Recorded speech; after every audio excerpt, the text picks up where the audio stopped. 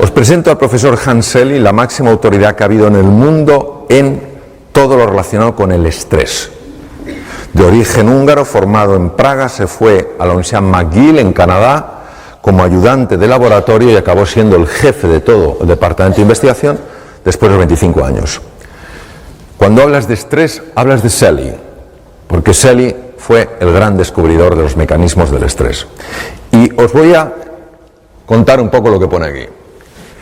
Selye habla de que hay un momento en el que cuando una persona está, homeostasis quiere decir equilibrio, está en equilibrio y se encuentra con algo que lo vive como una amenaza, por eso se activa la alarma, una amenaza, y la amenaza no tiene que ser física, no tiene que ser que te encuentres con un tigre por la calle, puede ser la amenaza a sentirte criticado, la amenaza a sentirte avergonzado, la amenaza a sentirte humillado, ¿vale? O sea, amenazas emocionales, y él habla específicamente también de ellas. Observar lo que pasa. Se produce un intento de resistencia. La resistencia produce un enorme desgaste en el ser humano. Una enorme resistencia. Intentando o contraatacar, pues tú más.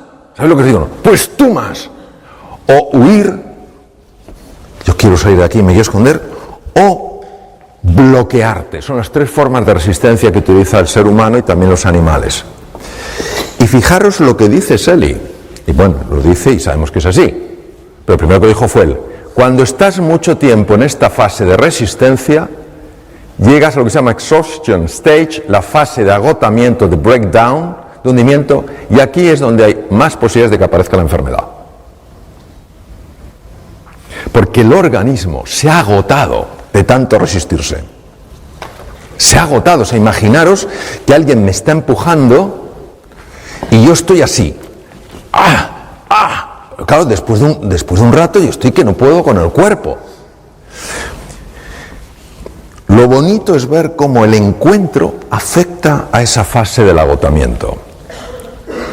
Cuando una persona se siente amenazada, se siente en peligro, y ya no estamos hablando del peligro físico, que puede darse, pero más difícil en nuestro mundo, cuando se siente amenazada emocionalmente, pues yo no voy a ser capaz de salir adelante, o esto es demasiado difícil, o yo soy poca cosa, el mundo me supera. Cuando una persona se siente amenazada, no que esté amenazada, que se sienta amenazada, se produce lo que se llama una disregulación del sistema nervioso simpático y parasimpático. Muy fácilmente explicar lo siguiente. Aparte del cerebro, cerebelo, la médula que todos conocemos, y los nervios periféricos, los sensitivos, los motores, etcétera, hay toda una división importantísima. El sistema nervioso se llama sistema nervioso vegetativo o autonómico, porque siempre se pensó que iba, entre comillas, a su bola. Y tiene dos ramas, tiene el simpático y el parasimpático. El simpático es el encargado de activarse en situaciones de alarma, situaciones de peligro. ¿Por qué? Porque, por ejemplo, lleva sangre a los músculos. Si nos persigue un tigre, imaginaros, cuando éramos en la época del Paleolítico, si nos persigue un tigre dientes de sable, la sangre donde tiene que ir es a los músculos para correr más, no al tubo digestivo. A nadie se le ocurre que si te persigue un tigre dientes de sable y pasas debajo de una higuera llena de higos maduros, digas, ¡qué maduros que están! Hagamos una paradita.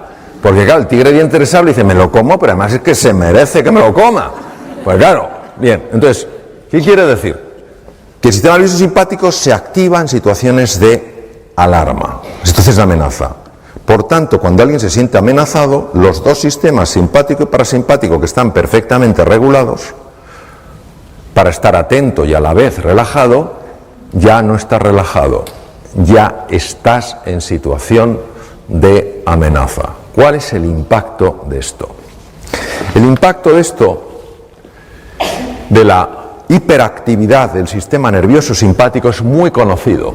Y os voy a contar una historia que yo viví para que sea más claro de entender, y sobre la propia historia, que es una historia que yo la viví cuando estaba en mi práctica clínica, hace ya unos años, pues nos va a dar mucha luz para entender luego lo que ocurre en el cuerpo. Un día llega a mi consulta una mujer, pongo una Margarita porque se llamaba Margarita, llega a mi consulta una mujer alta, rubia, con gafas, con cara afable y que llevaba un sobre de hospital, un sobre plástico blanco de hospital, muy grande porque recuerdo perfectamente cómo iba así. Y entonces mi enfermera llama, entra, levanta el sobre, me lo deja caer y todavía me acuerdo del ruido que metió al caer. Han pasado muchos años. Me mira a los ojos y me dice, doctor, no puedo más, ayúdeme por favor. Digo, no, cuénteme, ¿qué le pasa? Dice, mire doctor, llevo 3 años con un dolor de estómago horroroso.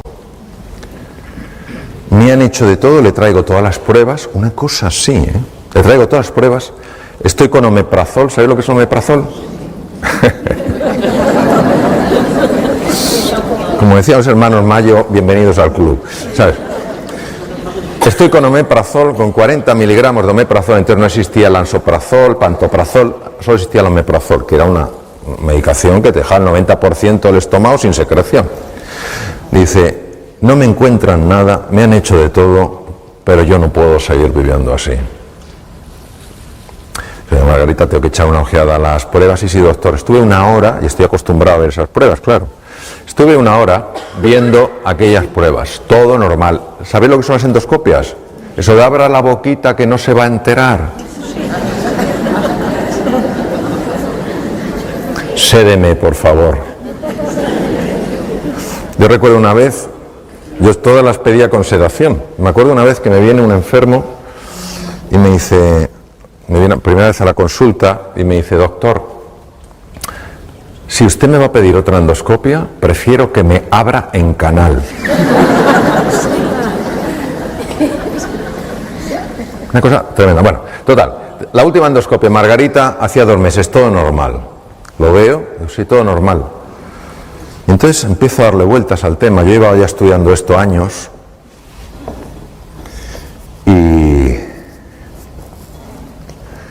le digo, Margarita, ¿hay algo a usted que le afecte mucho emocionalmente, que lo esté viviendo como una situación de amenaza o algo así? Y se queda ella mirando y dice, no, doctor, yo estoy casada, tengo mis hijos, todo va bien, están todos bien, sanos, gracias a Dios, tengo, en fin, en casa no pasamos apuro económico, no hay nada. Digo, no me refiero a algo que realmente a usted le haya generado un gran susto o una gran preocupación, sino algo que cada día o casi todos los días le genere un poco de tensión, un poco de desagrado. Entonces se queda callada y dice, sí, doctor, hay algo. Digo, ¿qué? Dice, mi jefe, no le soporto.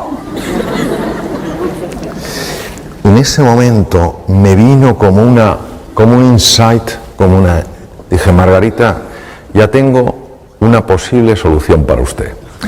Y nunca lo olvidaré. Me dice, doctor, ¿me va a subir el omeprazol? Digo, Margarita, está usted a dosis máxima, no le puedo subir el omeprazol.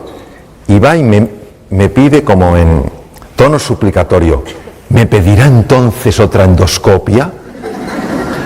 O sea, nadie me ha pedido así una endoscopia. Como si fuera un regalo navideño. Dije, pero Margarita, si la última se la han hecho hace 2 meses. Dice, entonces, ¿qué me puede ofrecer usted? Le dije, pues mire, le ofrezco lo siguiente. Le ofrezco que a partir de ahora, cada vez, ahora no se oye, así, no sé qué pasa, se va. Me voy a quedar así, si veis que me quedo... Si veis que me quedo así, no es que me pasa nada raro. Es que tengo miedo que no se me oiga. Bien, voy a enganchar esto, por si acaso, para no tanto giro. Bien. Le digo, Margarita, creo que tengo una solución para usted. Me dice eso, endoscopia, digo, no. Cada vez que vaya a la oficina a partir de ahora durante 2 semanas y vea a su jefe, le va a sonreír. Se me queda como la tumba de Tutankamón. Vamos, como la momia. Se me queda así. Yo me imagino, no me lo dijo, me imagino que estaría pensando, qué mala suerte tengo. No solamente me encuentro con un incompetente, sino que además es imbécil. Se queda así, se recupera un poco, hay un silencio, y entonces me mira y me dice, doctor, cambia el tono. Cambió el tono. Sacó uñas. Sí. Doctor, mi jefe no se lo merece. Y yo le dije, no es por él, es por usted. Y me dijo, no me va a salir. Y le dije, pues finja. Se me queda así como diciendo, prepárese que esto es como el frontón. Usted me da, yo soy una pared. Usted me da, es una pared. Y me dice, doctor, es que lo que usted me pide... Se puso como enfadada. Lo que me pide usted es tan raro. Y tal cual. Y dije, Margarita, es que no le puedo ofrecer otra cosa. Entonces ella se fue muy decepcionada. Le dije, 2 semanas, Margarita. Ella me miró como diciendo, usted a mí no me ve el pelo más. Total, se va. Yo doy por hecho, totalmente por hecho, que Margarita no va a volver. A las 2 semanas, yo de tanto quirófanos, consultas y tal, pasan 2 semanas, pasan 15 días, estoy sentado de nuevo en la consulta, en el mismo sitio, mi enfermera tiene la lista de los enfermos y tiene preparadas las fichas, pero yo normalmente ella va entrando y va saliendo, busca al enfermo, lo trae y ya me da la ficha, eso. Empiezan a pasar enfermos y entonces sale y resulta que fuera estaba Margarita. Entra mi enfermera, maravillosa, se llama Pilar, y Margarita desde fuera, antes de entrar, me mira y me dice, hola doctor. No había entrado en la consulta yo. Hola Margarita, que me acordaba. Doctor, si no lo veo, no lo creo. Yo, entre Margarita. Aquí hay una historia que usted me va a contar. Se sienta y digo, cuénteme Margarita. Dice, doctor, lo primero que quiero decirle es que ya no me duele nada el estómago. Dice, pero le voy a contar todo el proceso porque le va a interesar. Y yo, desde luego. Suelte, cuénteme. Dice, mire, yo salí de aquí, entonces para y dice, doctor, segundo le voy a decir una cosa, es usted un médico bastante raro, ¿eh?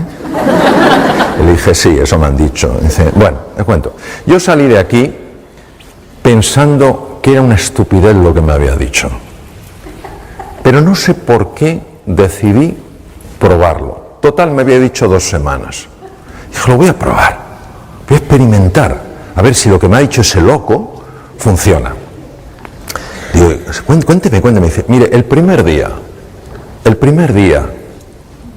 tuve que utilizar todos los músculos del cuerpo para esbozar una tenue sonrisa. Pero conforme fue pasando el tiempo, algo cambió. Me fue más fácil la sonrisa, pero han pasado una serie de cosas muy interesantes. Digo, cuénteme. Dice, la primera de ellas es que usted no sabe lo que mi jefe ha cambiado. Dice, es otro. No le reconocería. Otro. Mucho más amable, mucho más humano. Otra cosa, no sé qué le ha pasado. Algo en su casa se ha debido arreglar, no sé qué. Otro. Lo segundo, como le digo, doctor, es que se me ha quitado por completo el dolor de estómago, pero no me he quitado el omeprazol hasta que usted no me lo dijera. Me dice, pero sí, me he quitado el Almax. Ella no me había dicho que tomaba Almax. ¿Sabéis los que son sobrecitos de Almax? Bueno, el sobrecito Almax, ella se lo bebía como quien bebe un vaso de agua. Entonces en la oficina todo el mundo la veía tomándose el Almax. Dice, doctor, entonces como dejó de dolerme el estómago a los pocos días, y ni siquiera le había hecho el Almax, y el Almax lo toma todo el mundo, el omeprazol no me lo quité, pero el Almax sí. ¿Y sabe lo que ha pasado, doctor? Le digo, ¿qué? Que mis compañeros se han dado cuenta y se han acercado a mí y me han preguntado, Margarita, ¿ya no tomas Almax? Y yo les he dicho, pues no. ¿Y eso?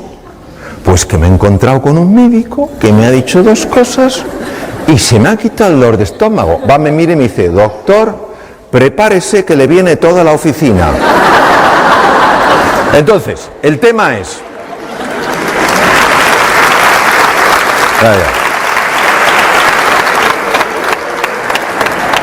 Uno se pregunta, ¿cómo es posible esto? Y ya tenemos una explicación. Tenemos una explicación de por qué el omeprazol no hacía nada y tenemos una explicación de por qué su jefe cambió. Y la explicación ya se conoce. Cuando una persona se siente amenazada, se activan unos núcleos en el cerebro que se llaman amígdalas. Siempre digo lo mismo, pero es que no quiero que haya confusión. Cuando hablo de amígdalas en el cerebro, no estas. Porque en una ocasión, con un grupo de pocas personas, no llevaba imágenes, no llevaba cerebros, que a veces llevo cerebro, empecé a hablar de las amígdalas y una persona empezó a ponerse súper pálida. Y yo digo, este se me cae redondo. Digo, ¿qué le está pasando? Digo, oye, ¿te encuentras bien? Y me dice, no. Digo, ¿pero qué te pasa? Y dice, que estoy entendiendo toda mi vida. Y ya no tiene remedio. Me las quitaron de pequeño. Vean, la confusión viene de que amígdala en griego es almendra y se parecen a estas, pero no son estas. Están en el cerebro. Es nuestro detector de amenaza. Cuando la amígdala se activa ante la percepción de una amenaza, lo primero que hace es robar sangre de la parte anterior del cerebro, lo cual produce cambios muy importantes en la percepción de nuestros recursos, porque al activarse la amígdala y reducirse el aporte de sangre a la zona anterior del cerebro, se pierde capacidad de comprender, se pierde capacidad de aprender, se pierde capacidad de ser creativo y se pierde capacidad de tomar buenas decisiones. Por eso, cuando tú, Blas, antes hablabas del sentido positivo de la vida, incluso en la enfermedad, es muy importante, porque si tú la enfermedad solo la vives como una amenaza, no podrás encontrar recursos naturales que tienes que te pueden ayudar a tomar vías que favorezcan la curación, porque ni siquiera las verás. Por eso un niño, una niña en un colegio, en una escuela, un estudiante en una universidad, donde sea, una persona en una empresa, que se sientan amenazados, no que estén amenazados, que se sientan amenazados porque no hay una cultura de encuentro, de cordialidad, de afecto, y activen estos centros, no importa lo inteligentes que sean, no podrán comprender, no podrán aprender, no podrán ser creativos. No porque no lo tengan, sino porque cuando se activan las amígdalas, el riego de la zona anterior del cerebro se reduce. Y esto explica perfectamente por qué determinados jóvenes que no van bien en un contexto y no aprenden, cuando les cambias el contexto, les cambias la forma de enseñanza, aprenden y aprenden muy deprisa. Pero es que el efecto en el cuerpo es también muy marcado, y uno de los efectos es en el estómago. Cuando una persona se siente amenazada, y Margarita se sentía amenazada por su jefe, que no necesariamente la estaba amenazando, pero ella se sentía amenazada, el sistema nervioso simpático hace exactamente lo mismo que si te persiguiera un tigre. El tubo digestivo lo paraliza. ¿Entendéis? Porque no te vas a poner a comer si te persigue un tigre. ¿Qué pasa con un estómago que se paraliza? Un estómago que se paraliza es un estómago a través del cual la comida no puede fluir bien. La comida, cuando no fluye bien, se estanca. Cuando se estanca, se pudre. Cuando se pudre, fermenta. Cuando fermenta, produce gas. ¿Qué hace el gas? Hincha las paredes del estómago. No hay medicación, algunas que te reducen el gas, pero el omeprazol, por más que te baje el ácido, si el problema no es el ácido, el problema es la dilatación del estómago. En el momento en el que Margarita empezó a buscar el encuentro al principio con una tenue sonrisa forzada, estaba mandando al cerebro un mensaje: tú no sonríes en presencia de la amenaza. ¿Os imagináis el tigre y que digas tú, ¡oh, qué oportunidad! ¡Oh, charlemos! No, entonces el simple hecho de el propio cuerpo disponerlo para el encuentro, y la sonrisa es así, es suficiente para que el sistema nervioso simpático se desconecte y se active el parasimpático. ¿Por qué se le quitó el dolor a Margarita? Porque el estómago empezó a funcionar. Ella no tenía ningún problema de estómago, por eso en las endoscopias no se veía nada, no había nada. Porque la dilatación no se ve en la endoscopia. Bien. Cuando al profesor Hanseli, del que os he hablado, le entrevistaron porque se hizo muy famoso, en una de las entrevistas de radio le hicieron una pregunta normal. Su respuesta fue singular. Estamos hablando de un fisiólogo puro que se pasó 25 años en laboratorios. No estamos hablando de un místico, no estamos hablando de alguien, de un filósofo, no estamos hablando de un gran humanista, hablamos de un biólogo puro. Le preguntaron, profesor Selly, ¿qué es lo que podemos hacer en una sociedad tan distresada? El distrés es el estrés negativo, como el de Margarita, el que daña. ¿Qué podemos hacer en una sociedad tan distresada para bajarlo? Contestación de Hanseli: ganarse el amor de su vecino. ¿Cómo es posible que este hombre fuera capaz de intuir cosas que se han descubierto muchos años después? Parte de la genialidad de él. Hoy en día sabemos que cuando una persona se encuentra con otra, con estos lazos de afecto, de cordialidad, de voluntad, de cooperación, automáticamente el cerebro produce una sustancia llamada beta-endorfina. Es un analgésico natural potentísimo. Capaz. Es como si tuviera algo y dijera, vuelve al centro, que te estás yendo. Capaz de reducir el dolor físico. Se sabe que es real, se sabe que es beta-endorfina real, no es algo imaginario, porque se bloquea con naloxona. Es decir, verdaderamente está bloqueando una molécula. Es decir, el ser humano en el encuentro experimenta menos dolor. Imaginaos el impacto que tiene esto en medicina. Tiene un impacto tremendo. Trabajo en un tema con niños con patologías malignas y esto es una cosa que estamos trabajando muchísimo. Hasta qué punto el encuentro, el sentirte apoyado, etcétera, verdaderamente tiene un impacto en la reducción del dolor, ¿no? Bien, pero lo siguiente que tampoco sabía el doctor Selly, pero lo intuyó, fue que cuando dos seres humanos tienen esa voluntad de encontrarse, esa voluntad de cooperar, esa voluntad de colaborar, se libera en sangre una hormona llamada oxitocina. Las damas que estáis aquí diréis, la hormona es mía. Yo soy mujer, yo he dado a luz, la lactación, todo lo que es el parto, la oxitocina, sí, pero también la tenemos los hombres y mujeres. La oxitocina es la hormona que se llama la hormona del amor, porque cuando tú te conectas con un ser humano, amistad, amor romántico, amor filial, lo que quiera, agape, amor como elección, la oxitocina protege naturalmente contra la enfermedad. Es un protector, por ejemplo, un protector del corazón y baja las cifras del LDL, del Low Density Lipoprotein, el colesterol, digamos, que se llama colesterol malo. Este es uno de mis maestros, el profesor Richard Davidson, dirige el centro más sofisticado en el mundo de imagen cerebral en relación a estados de silencio, estados meditativos, etc. Y él ha demostrado a través de un ejercicio, se llama META, un ejercicio muy utilizado en el mundo del Namaste, que cuando una persona visualiza, como decías tú, Blas, visualiza el afecto, primero hacia sus seres queridos, luego a los menos queridos, y hace lo que puede con los nada queridos, pero hace ese esfuerzo. Él ha observado, es el primer científico en el mundo que lo ha podido observar, ha observado que la parte anterior del cerebro, que si os acordáis es la que se bloquea cuando la amígdala se activa, ¿os acordáis? Pues resulta que empieza a crecer en grosor, aumenta la neuroplasticidad, la formación de nuevas neuronas y es capaz entonces de neutralizar el miedo. Luego quiere decir que el antídoto natural del miedo es el amor, no es el valor, es el amor. Cuando la amígdala, que estaba activada, se desactiva, la parte anterior del cerebro puede funcionar bien. Claro, esto tiene unas implicaciones enormes.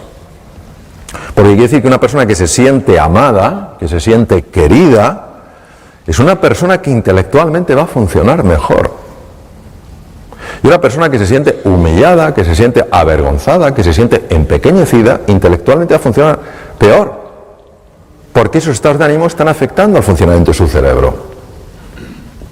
Estas otras cosas las que se ha demostrado, otros investigadores, que cuando una persona se siente amenazada, los dos lados del cerebro no se llevan bien. Sabéis que tenemos dos hemisferios, ¿verdad? Es como una nuez, el izquierdo y el derecho. Pues se ha visto que cuanto más amenazada se siente una persona, más lateralización se produce, es decir, menos hablan entre sí los dos hemisferios.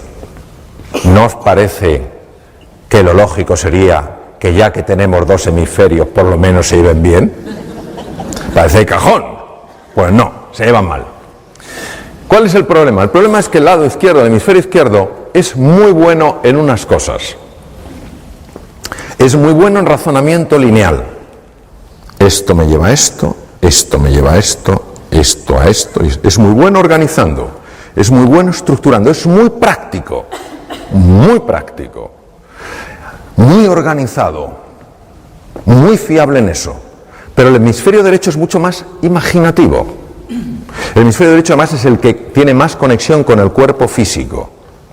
El hemisferio derecho es la puerta al inconsciente. Claro, nosotros necesitamos a los dos. Necesitamos al soñador y al hacedor. Necesitamos al imaginativo y al práctico. Necesitamos a los dos. Cuando una persona se siente amenazada, los dos hemisferios se desenganchan. Curioso. A nivel del corazón, se ha visto que el amor, el desarrollar este deseo, no pensemos en un amor azucarado, te amo, no, estamos hablando de algo como forma de ser y de estar en la vida, muy en la línea de lo que tú has comentado, Blas, es decir, tu deseo de siempre buscar lo mejor en la otra persona. Y por supuesto en ti. Cuando tú haces eso, se observa algo interesantísimo. Nosotros para ver el ritmo del corazón usábamos el electrocardiograma, pero resulta que es muy vasto para medir la dimensión de la que os voy a hablar. Y ahora existe una metodología mucho más fina que permite ver lo que se llaman las alteraciones finas del ritmo cardíaco. Y observamos, por ejemplo, que cuando una persona está estresada porque se siente amenazada, aunque el electrocardiograma parezca normal, cuando tú lo haces mucho más fino, la lupa es mucho más precisa, observas las enormes irregularidades.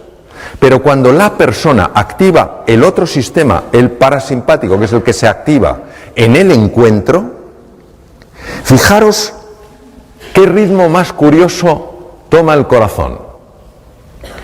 Esto se ha asociado con mayor longitud de vida. Se llama coherencia cardíaca. La coherencia cardíaca hace que el corazón funcione mejor y el corazón tiene su propio cerebro, Emite un campo electromagnético hasta 3 metros de distancia, se ha medido. Y está alterando todas las células del cuerpo. Que el corazón funcione así está afectando a todas las células. El sistema parasimpático, que es el sistema del encuentro, opuesto al simpático, no es que el parasimpático sea bueno, es que cuando este está demasiado activo, ya hemos visto lo que pasa, la sensación de amenaza. Cuando el parasimpático empieza a dominar un poco el juego, aumenta la capacidad de hacer frente a las infecciones, porque se potencia el sistema inmune. Esto es muy importante cara a la enfermedad. Se reduce la producción de radicales libres. Veréis, un radical libre, nosotros sabéis que usamos el oxígeno para producir energía, pero pagamos un precio. Lo mismo que para venir aquí de Alicante ha habido que ir por una carretera de peaje y se paga un precio, y preferirías no pagarlo, pero si no pasas por ahí, para poder utilizar oxígeno y obtener energía pagamos un precio. Ese precio es la producción de unas cosas que se llaman radicales libres. ¿Qué es un radical libre? El radical libre es una molécula muy inestable que le falta un electrón y necesita robar el electrón. ¿Cómo roba el electrón? Bombardeando otras células para robarle los electrones. Esto genera muerte celular, daño en pared celular, en membrana celular, envejecimiento temprano y mutaciones. Pues el encuentro, la activación del parasimpático, reduce la producción de radicales libres.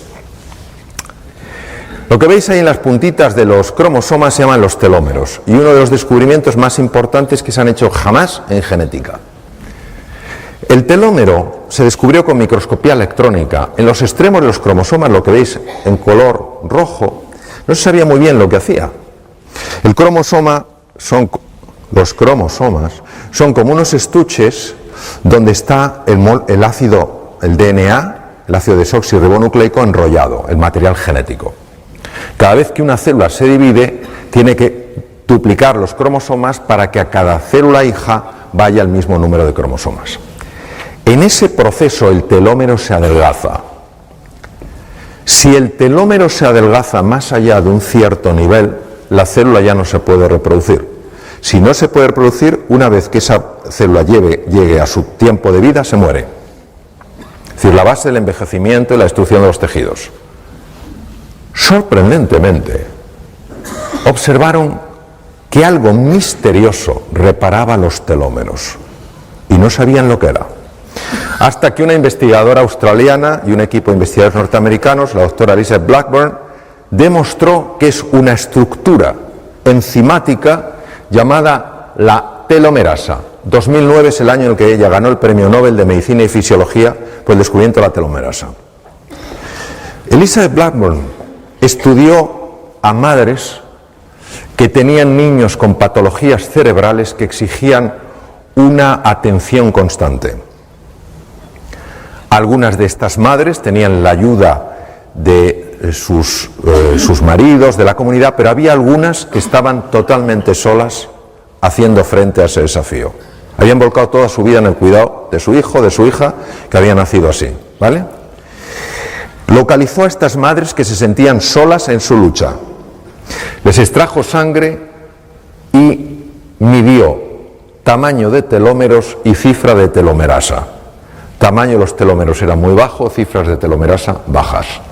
Esto, la implicación, es un acortamiento de la vida. ¿Entendéis por lo que he explicado?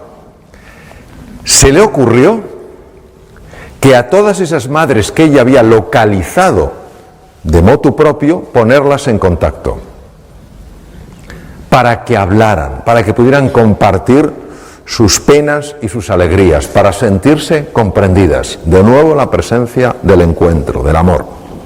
Meses después, Elizabeth Blackburn volvió a sacarle sangre. Los telómeros tenían longitud normal y la cifra de telomerasa se había normalizado. El centro más importante del mundo de investigación en monos, el mono que se utiliza ahora es el macaco, que es el mono que parece que ha hecho la mili, porque tiene el pelo como rasurado así, ¿sabes? Por el chimpancé ya prácticamente no se utiliza, lógicamente. Entonces, el centro más importante del mundo está en Estados Unidos. Hicieron la prueba de separar a monitos de sus madres y de sus familias y criarlos solos. Los monitos se volvieron muy agresivos y bloquearon la expresión de dos genes, bueno, un montón de genes, pero de dos familias de genes. La familia de genes que protege de las infecciones, el sistema inmune, cada vez estaban malos, cada 2 por 3, y genes que afectan al desarrollo de la inteligencia del simio. Era la primera vez que se documentaba que la falta de afecto tenía este impacto. Entonces eligieron una pareja de monos ya adultos muy cariñosos, muy achuchones, como vosotros los de Cambi, de abrazo. Entonces pusieron a esos monitos que no habían expresado genes de la inteligencia de simio ni genes del sistema inmune a interaccionar con estos monos amables y cariñosos. Meses después, estos monos habían transformado su conducta, mucho más sociables, los pequeños, más sociables, pero es que además les sacaron sangre y vieron que ahora sí expresaban los genes de protección del sistema inmune y los genes de desarrollo intelectual en el macaco, que hace que resuelvan cosas que si no, no pueden. Impresionante. Es decir, nunca es tarde para amar y nunca es tarde para esperar un efecto del amor. No importa el pasado que una persona haya tenido.